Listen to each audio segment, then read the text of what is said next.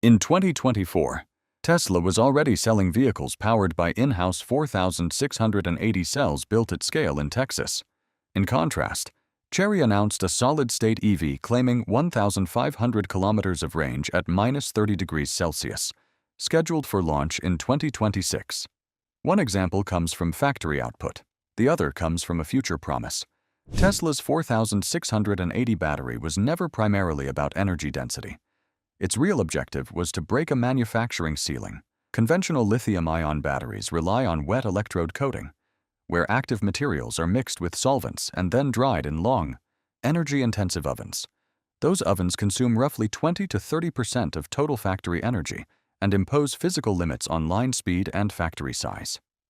In practice, even highly optimized wet lines struggle to exceed about 60 to 70 meters per minute without yield collapse.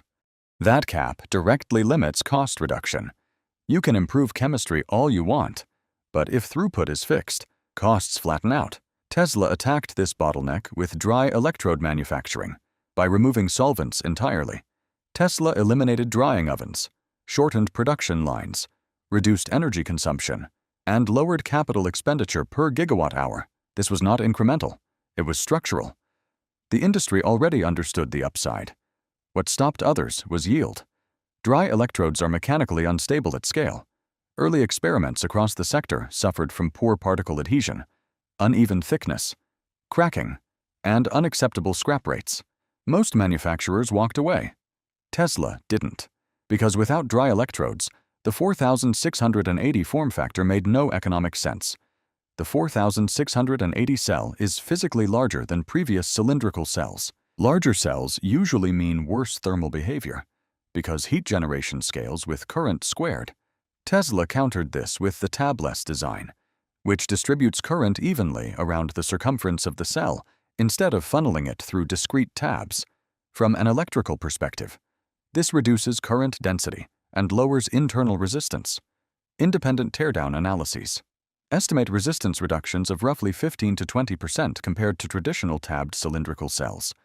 That directly lowers heat generation during acceleration and fast charging. Lower heat means simpler cooling systems. Simpler cooling reduces pack mass. Reduced mass improves real-world efficiency more than marginal gains in energy density.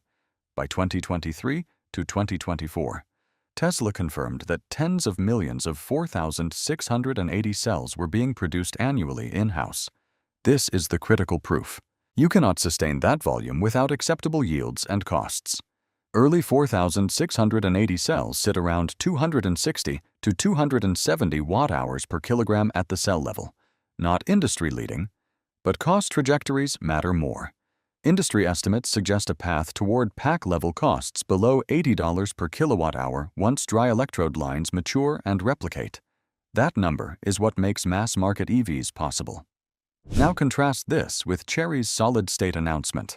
Chery claims its first solid-state battery vehicle will achieve up to 1,500 kilometers of range and operate at -30 degrees Celsius, with a planned launch in 2026. On paper, those numbers are impressive. Solid-state batteries do offer real theoretical advantages: higher energy density potential, improved safety, and better low-temperature behavior if ionic conductivity is maintained. But engineers don't evaluate batteries by peak claims. We evaluate them by cycle life, manufacturability, and cost.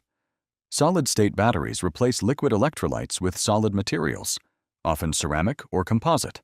This removes flammability, but introduces severe interface challenges. Solid electrolytes require near-perfect contact with electrodes. Even micron-scale gaps cause impedance spikes. During cycling, electrodes expand and contract. Liquids accommodate this movement. Solids do not. Cracks form. Contact degrades. Resistance increases. Capacity fades. This is not hypothetical. Public solid-state test data across the industry repeatedly shows significant degradation after 300 to 500 cycles under realistic load conditions. For automotive use, that is not enough. Modern EV packs are designed for roughly 1,500 to 2,000 full cycles, corresponding to several 100,000 kilometers. Without that durability, warranties become liabilities. Then comes manufacturing. Most solid-state concepts require extreme conditions, ultra-dry environments. layer thickness control at micron levels, and in many cases, high-temperature sintering above 1000 degrees Celsius for ceramic electrolytes. These processes destroy yield when scaled. Yield loss is not a minor issue. It directly explodes cost. Current industry estimates place solid-state cell costs in pilot production well above $300 per kilowatt-hour. Even aggressive roadmaps struggle to project costs below $120 to $150 per kilowatt-hour by the late 2020s. That is incompatible with mass-market vehicles, regardless of range claims.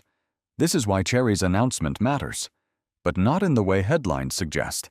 A 2026 launch does not imply large-scale production. It likely implies limited volumes, tightly controlled conditions, and high costs.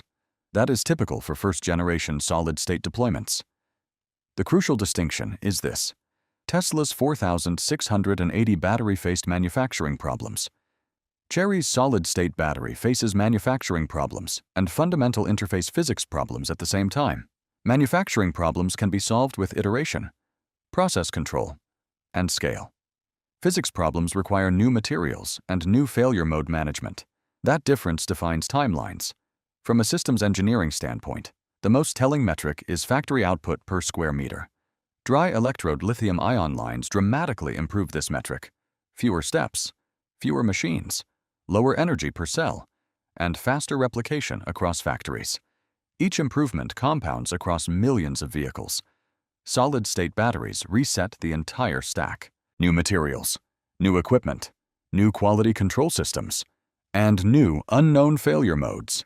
Even if Chery's chemistry works as claimed, building profitable factories at scale will take years. That is why Tesla's 4,680 equipped vehicles already exist in customer hands. While Chery's solid-state EV remains a future launch, one technology accepted imperfection to achieve scale. The other aims for performance first and scale later. As an engineer, the conclusion is not emotional or political. It is mechanical. Tesla's 4,680 succeeded because it solved the only problem blocking EV adoption today, producing massive numbers of batteries at acceptable cost and reliability.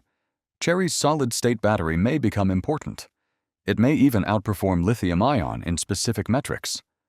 But until it proves long cycle life, high yields, and low cost simultaneously, it is not a competitor to 4,680 cells. It is an experiment moving toward commercialization.